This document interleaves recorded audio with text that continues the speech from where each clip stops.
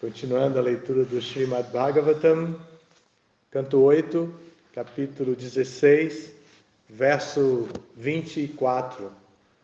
Shri Kashyapa Vacha Etame Bhagavan Prishta Prajakamasya Padmaja Yadahate Pravachami Vratam Keshavatoshanam.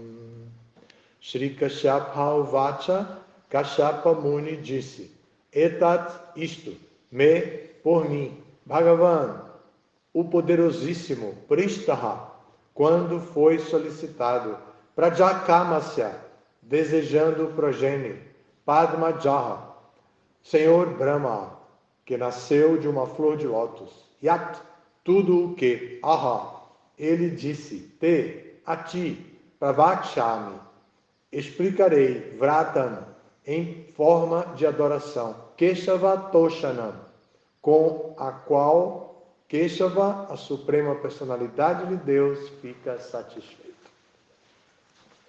A tradução é a seguinte: Shri Kashyapa Muni disse: quando desejei progenie, formulei perguntas ao Senhor Brahma, aquele que nasceu de uma flor de lótus. Agora passarei a explicar-te o mesmo processo que o Senhor Brahma me ensinou, com o qual Keshava, a suprema personalidade de Deus, fica satisfeita. Significado dado por sua divina graça a ser Bhaktivedanta Swami Srila Prabhupada. Aqui, o processo de serviço devocional continua sendo explicado. Kashyapa Muni quis ensinar a Aditi o mesmo método de satisfazer a suprema personalidade de Deus que lhe fora recomendado por Brahma. Isto é louvável. O Guru não inventa um novo processo para ensiná-lo ao seu discípulo. O discípulo recebe do Guru um processo autorizado que o Guru recebeu de seu próprio Guru. Este sistema chama-se sucessão discipular. Evam parampara praptam imam rajarshayo vidur. Este é o método védico genuíno, através do qual recebe-se o processo de serviço devocional, com o qual a suprema personalidade de Deus fica satisfeita. Portanto, aproximar-se de um guru ou mestre espiritual genuíno é essencial. O mestre espiritual genuíno é aquele que recebeu a misericórdia do seu guru, que, por sua vez, é genuíno porque recebeu a misericórdia do seu guru. Isto se chama sistema parampara. A menos que alguém siga este sistema parampara, o mantra que recebe será cantado em vão. Hoje em dia, existem muitos gurus tratantes que inventam seus mantras como processo de avanço material e não espiritual. Contudo, o mantra não pode ser exitoso se for inventado. Os mantras e o processo de serviço devocional têm poder especial, contanto que sejam recebidos da pessoa autorizada. Um tema muito fundamental do Siddhanta Vaishnava. Tadvidhi pranipatena pariprashnena sevaya upadekshanti te jnanam jnaninastattva darshana. Que aqueles que são jnaninastattva, que são tattvadarshis, que viram a verdade, eles podem dar o conhecimento para aqueles que se aproximam dele com a atitude de prestar serviço e de inquirir submissamente. Então essa é a posição do discípulo genuíno. E a posição do guru genuíno foi falada aqui. O verso já dizia tudo. Eu não tinha lido o significado e estava pensando assim, rapidamente, parampará, vou falar do parampará. Porque tem um contexto, aqui o contexto também é muito importante, mas eu vou falar do parampará primeiro, depois eu venho ao contexto, que é do capítulo 8, ou melhor, do canto 8, já um capítulo avançado, o capítulo 16. Então, vamos falar do contexto, mas no momento eu quero falar do Parampará, que é o que Prabhupada apresenta aqui, e o próprio texto apresenta aqui. É muito legal já ler o texto e ouvir dizer: agora passarei a explicar-te o mesmo processo que o Senhor Brahma me ensinou, com o qual Keshava, a Suprema Personalidade de Deus, fica satisfeito. Isso é muito importante, que satisfazer a Suprema Personalidade de Deus. A gente tem inspiração e a gente segue essa inspiração pela natureza que a gente adquire ao entrar em contato com o mundo material que produz a natureza da gente. A gente traz uma bagagem, entra em contato com a natureza material através dos seus modos, dos modos da natureza. A gente cria vínculos e desenvolve uma natureza. Então a gente fala da natureza, né? Essa é a minha natureza. O próprio Bhagavad Gita respeita essa natureza da gente. Então, mas essa natureza está diretamente ligada à natureza material, e a natureza material é comandada pelos 3 modos da natureza. Então, quando a gente se refere à própria natureza, a gente se refere à influência dos modos materiais sobre nós. E o objetivo é, evidentemente, trabalhar com os modos da natureza de maneira positiva, fazer com que eles produzam o resultado favorável para a experiência espiritual. Essa é a dinâmica do processo de yoga. O processo de yoga indica dinâmica. Yoga significa união, então o processo de unir.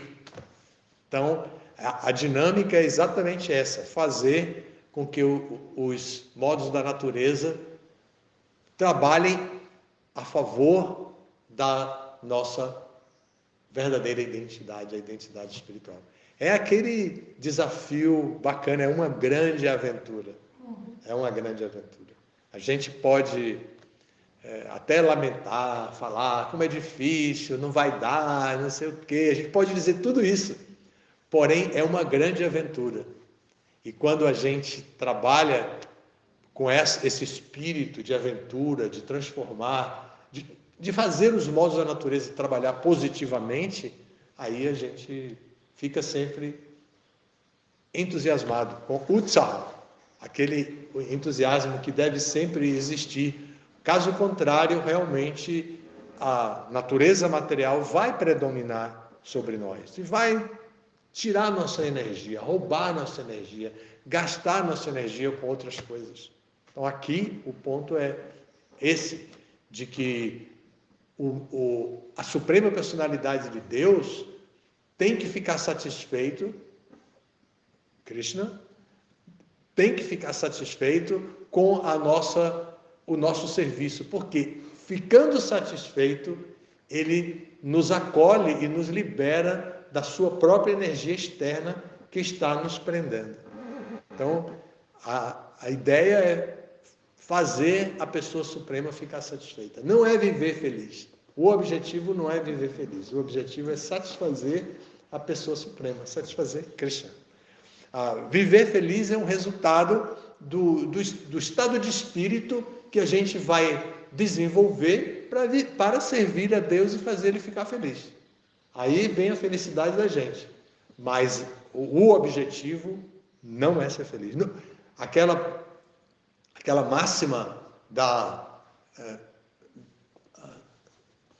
do pós-modernismo, de que o importa é ser feliz, essa máxima é furada.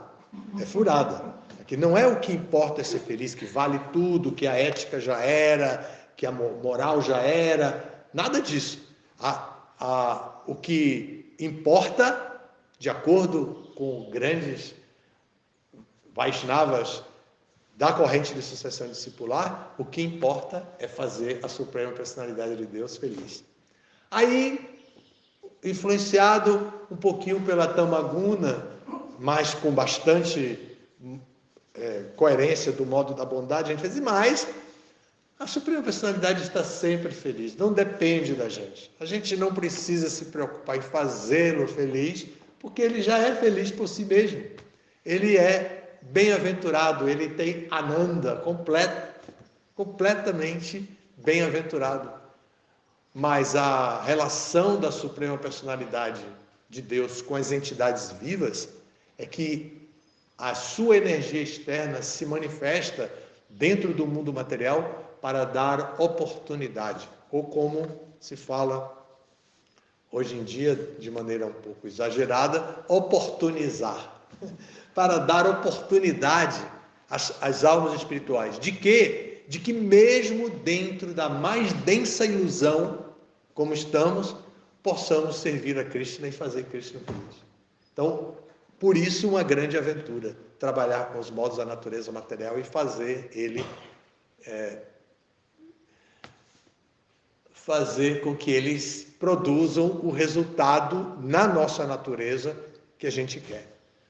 Pacificar, paz de espírito, cultura de paz, amizade, congregação, formar grupos unidos, nem que seja para fazer uma banda de rock, fazer grupos unidos e tudo mais, exige uma coerência do trabalho dos três modos da natureza, e essa coerência é sempre uma aventura, porque eles nos trazem surpresas a cada instante.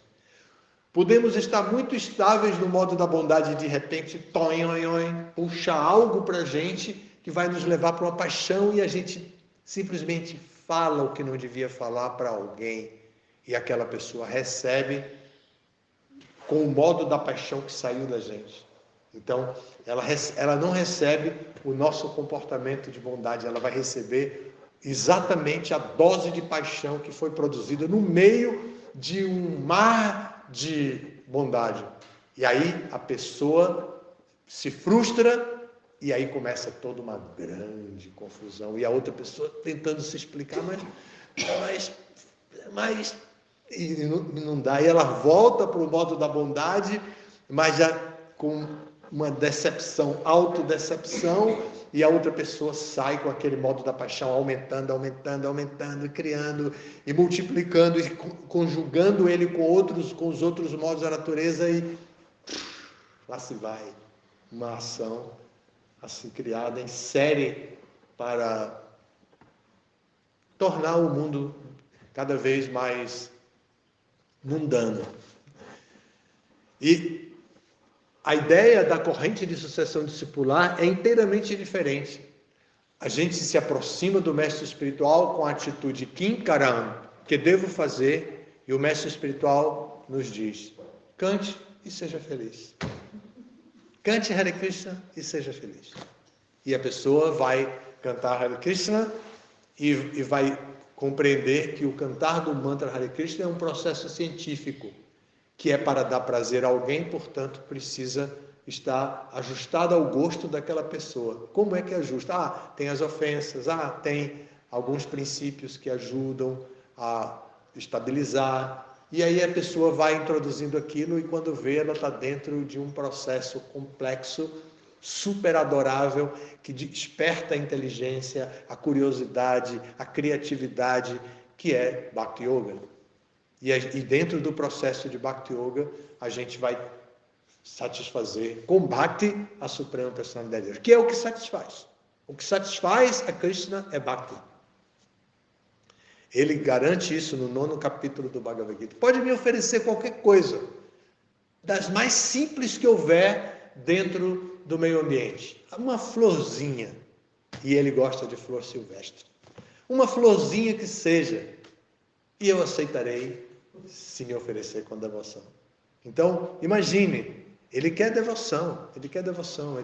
O mundo material puxa para as coisas mais caras, mais ricas, mais complexas, mas ele diz: eu quero um copo d'água.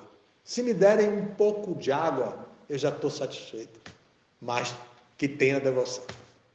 Então, ouvir isso do Parampará nos leva a meditar na nossa posição dentro do Parampará, porque meditar na posição do mestre espiritual, a gente pode fazer isso com muito mais facilidade, porque os livros descrevem o comportamento do mestre espiritual. Os livros descrevem essas grandes personalidades que viveram e partiram desse mundo por cima.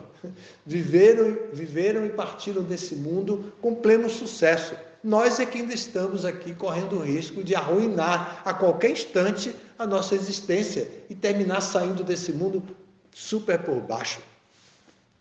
Então, nós precisamos identificar como é a minha posição dentro desse parampará.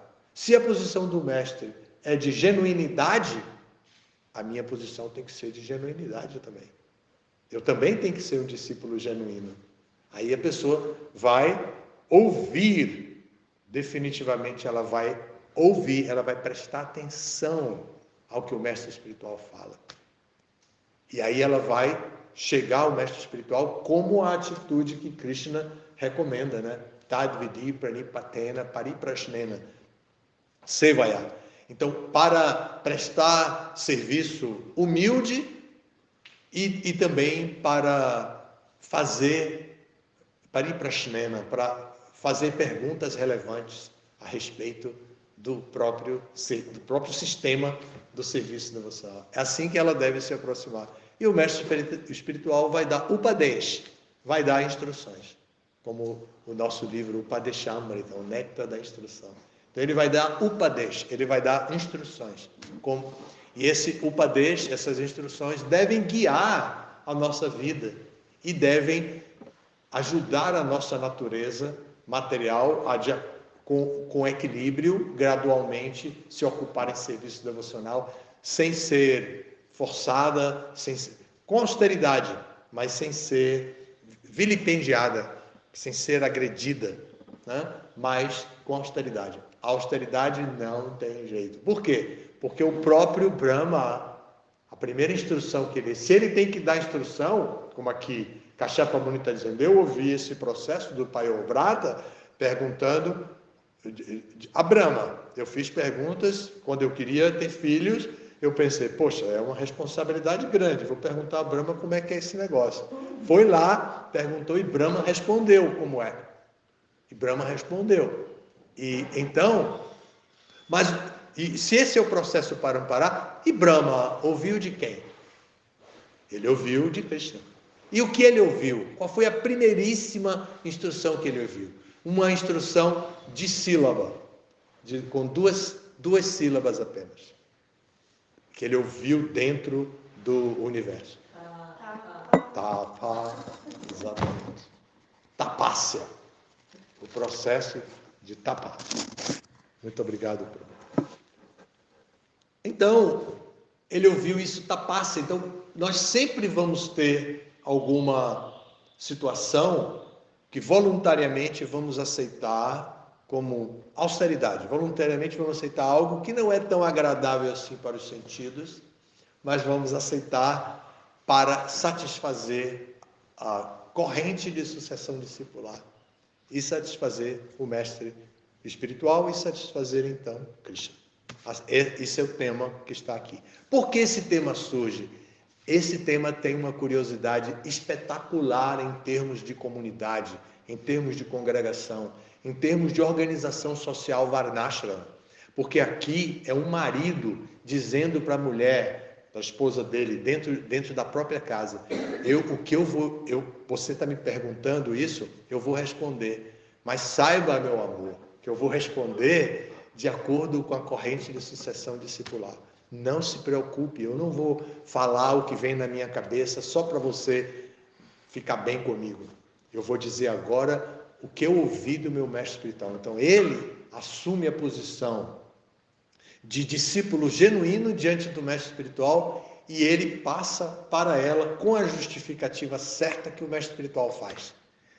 Eu estou representando o meu mestre espiritual. Então, ele cria com ela. Você me perguntou de maneira tão humilde, você estava realmente com uma dúvida verdadeira, você não estava me desafiando, você não queria ver quanto eu conheço do assunto, você não queria me culpar de alguma coisa fazendo aquelas perguntas, de alguma negligência, porque ele tinha ficado um tempão fora de casa, então ela podia estar culpando ele, fica fora aí, eu estou aqui cheio de dúvida, cheio de problema.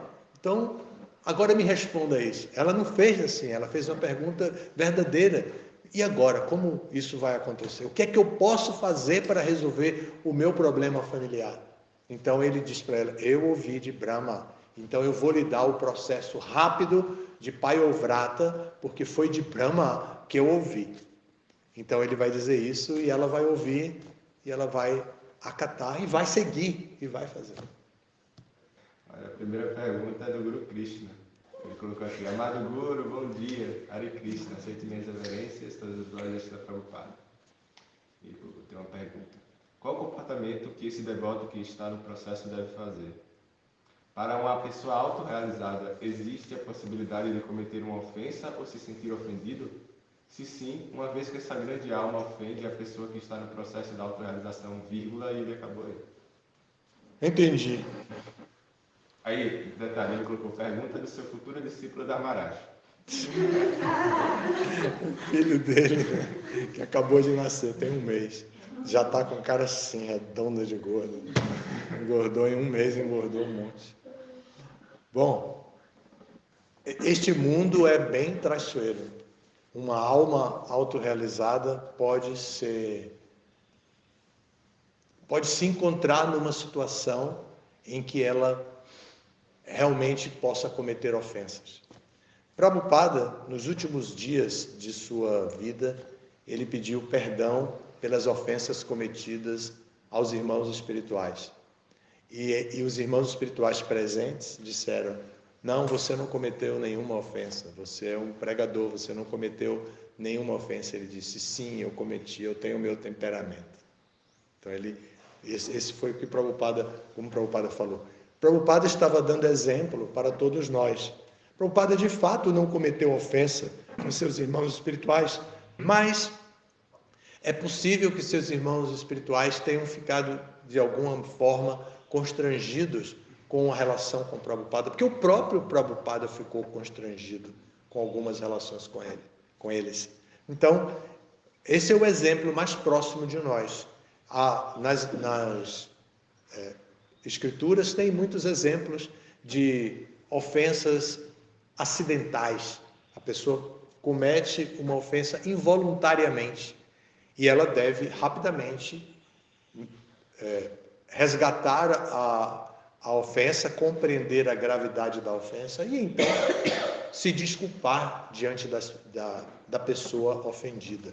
Com sinceridade, ela deve se desculpar diante da pessoa ofendida para que a pessoa ofendida, mesmo que ela não tenha se sentido ofendida no íntimo, mas que socialmente tenha sido uma ofensa e que crie uma situação de distanciamento, ela deve se desculpar, ela deve pedir perdão para que isso possa ser corrigido e as coisas possam voltar ao normal em cooperação mútua, como o Prabhupada pediu.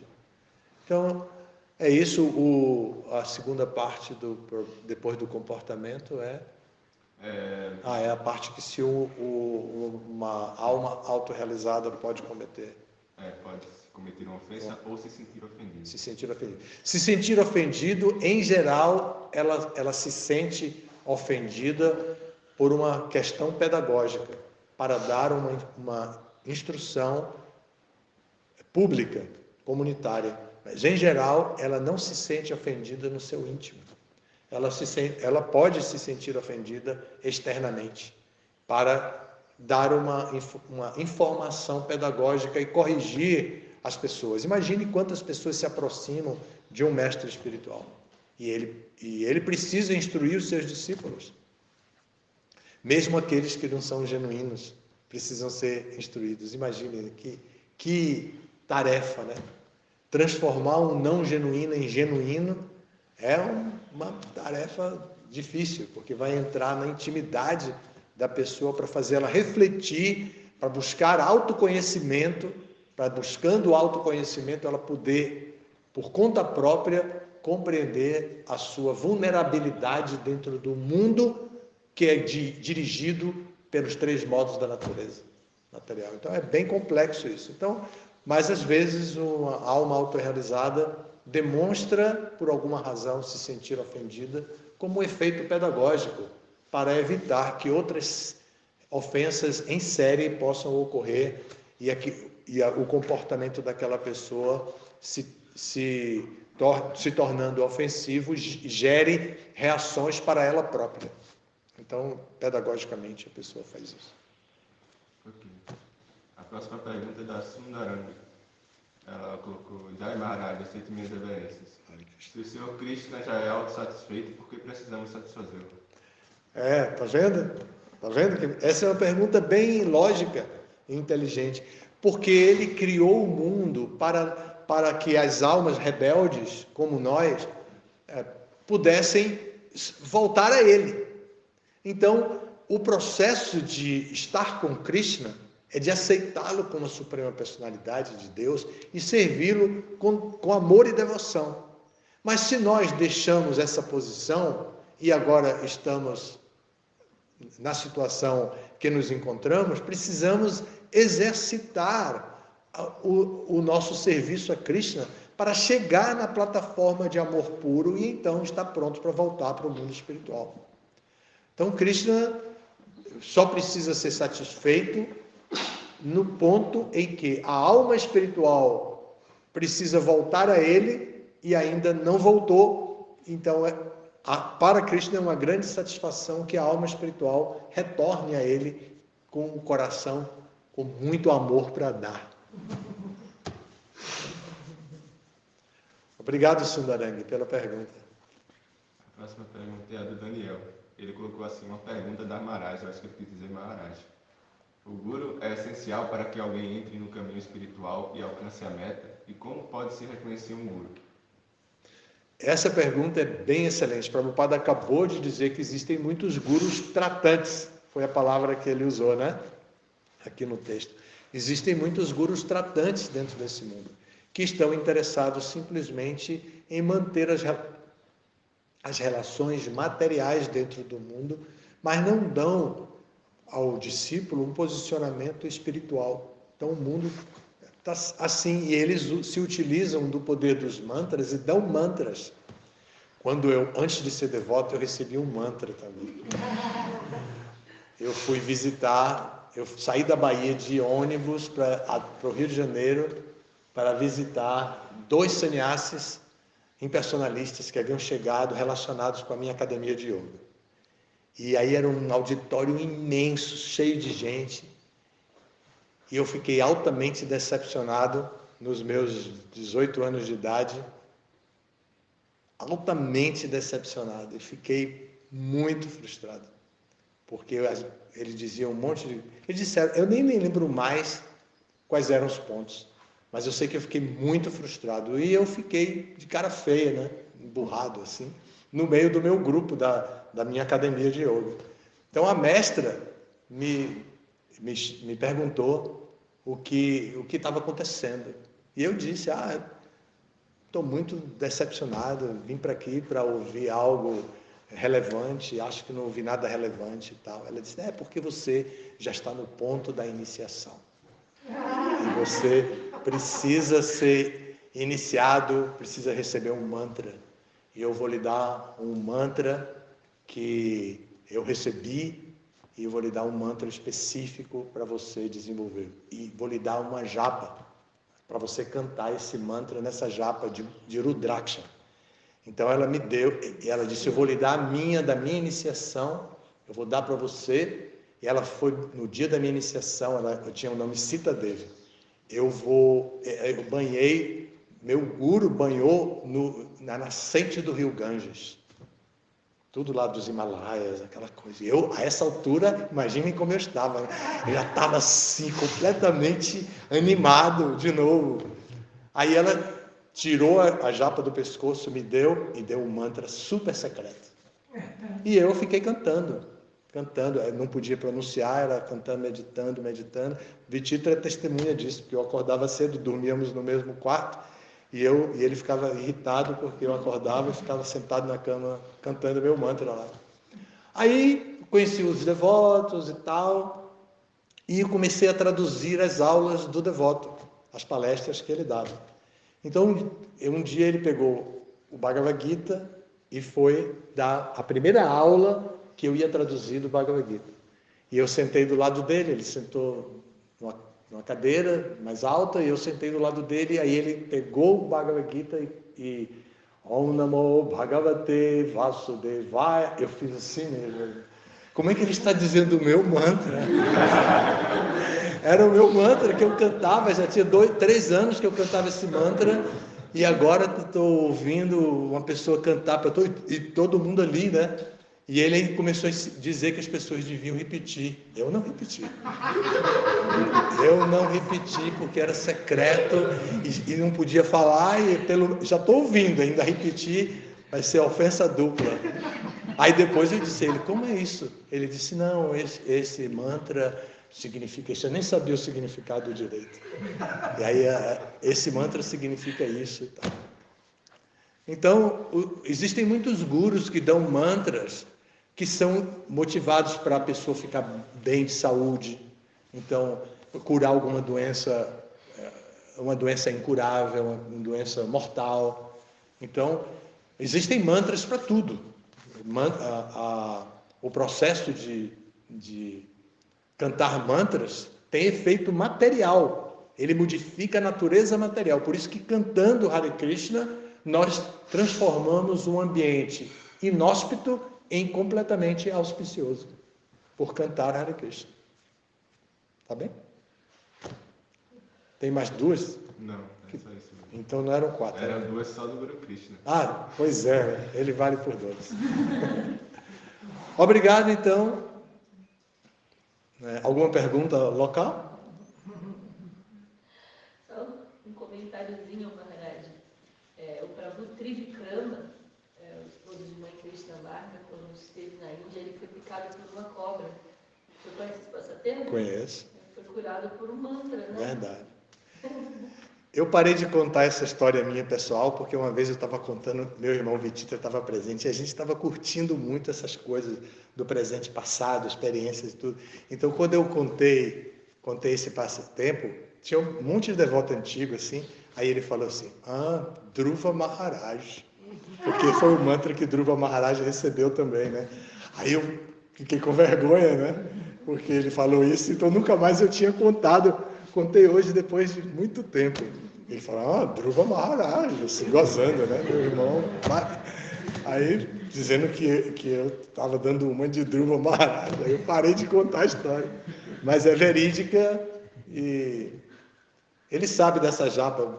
Em 75, eu fui visitar o templo, primeiro templo de Salvador, o primeiro templo de São Paulo, da ISKCON, mesmo, porque antes a gente era tudo muito improvisado, mas quando Mahavira chegou, então o primeiro templo eu fui visitar no Butantã, e na hora que eu fui me despedir dele, ele era Brahmachari nesse templo, na hora que eu fui me despedir dele, ele falou assim, você ainda tem essa japa, porque ele viu no meu pescoço, eu usava no pescoço, né? Se você ainda tem essa japa, eu digo, eu canto no Hare Krishna, mudei o mantra, né? Agora eu canto Hare Krishna. Ele falou assim, eu vou lhe dar uma japa, vou lhe dar a minha. Aí ele tirou essa japa e me deu. Era dele que ele cantava. Eu perguntei, e você? Aí ele falou assim, Mahavira chegou da Índia, tem um baú cheio de coisa da Índia. Aquela coisa, tudo novidade, né? Prabhu Vititra. Ele cantava nessa japa, e aí eu fui iniciado com ela e canto até hoje. De 75 até hoje, 48 anos. A mesma japa. Nunca perdi. Você refez? Várias vezes. Várias vezes. Essa aqui quem refez foi Vijaya, um discípulo meu, que ele é muito científico, assim, cabeça muito científica. Ele disse, escolhi uma linha que aguenta 80 quilos. Não vai quebrar mais nunca. E já se vão quase 20 anos. E nunca quebrou. Perguntem a ele. Bom, conversa de velho, né? Desculpem aí. Maharaj, eu já quero deixar um convite feito aqui. Um convite não, nós temos que fazer qual seria o termo? Oficializar. Os seus 50 anos tem que ser comemorado lá em Nova Gokula. Vamos fazer uma intimação formal. Abril desse ano, né? Abril desse ano? Abril desse ano, né? Ou comemorar aqui no Festival de Kirtan Fest. Eu acho que vou estar viajando já. A essa altura eu já vou começar a viajar. Eu vou fazer uma viagem bem longa. E vamos ver. Mas esse ano eu faço, não só eu, Ragabhumi, Lokashakse, Paravyoma, toda essa turma. E vocês sabem que tem uma concorrência para ver quem foi o primeiro devoto, né? Quem descobriu primeiro. E localizamos Dhruvananda, e Dhruvananda estava muito emocionado, falou um monte de coisa, e quando terminou a entrevista com o Dhruvananda, que foi o devoto que pregou para mim, que me deu que cantou Om Namo Bhagavate Vasudevaya publicamente, Dhruvananda, que é o meu Vatma Pradaksha Guru. Então, aí Paravyoma viu que você não é o primeiro? Viu que você não é o primeiro? Fiquei quieto, né? Fiquei quieto que eu não ia discutir. Mas ainda vou conversar com o Dhruvananda para refrescar a memória dele. Só brincadeira tudo isso. Né? O Guru Krishna colocou uma resposta não para o Senhor, mas para a fantasia dele. Ele colocou nada disso. 50 anos é na Itália. Nem mais.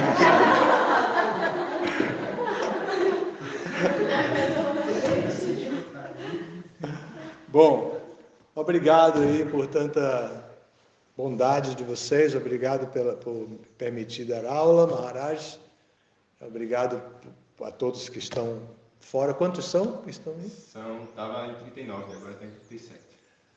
A todos vocês, aos daqui também, a gente consegue esse poder místico, né, de trazer 39 pessoas para dentro dessa sala sem que elas apareçam aos nossos olhos facilmente. É muito interessante isso, um poder místico fantástico, né? Falar e ser ouvido ao mesmo tempo por pessoas que estão em provavelmente 30, 39 lugares diferentes. Todas as glórias a Srila Prabhupada.